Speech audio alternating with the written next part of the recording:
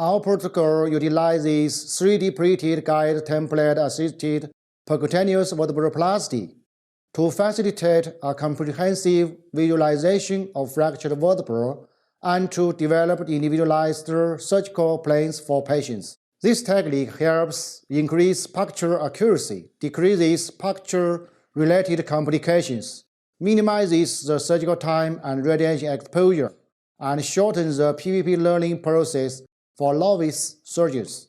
Visual demonstration can provide a clear step-by-step introduction that emphasizes the significant parts of the technique to facilitate a quick grasp of the method.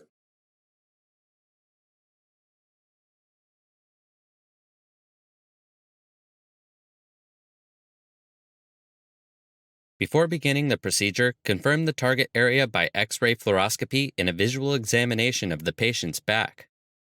Next, place 3 radiopaque markers along the midline of the patient's dorsal skin at the compressed vertebral level and place a gradienter just inferior to the fixed markers. Then record the patient's body position before removing the gradienter and acquire computed tomography images of the target vertebrae.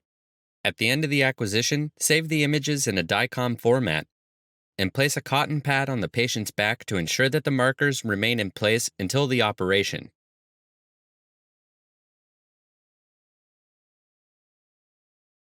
After acquiring the computed tomography images, import the images into an appropriate medical imaging processing software program and select the target slices to reconstruct the compressed vertebra.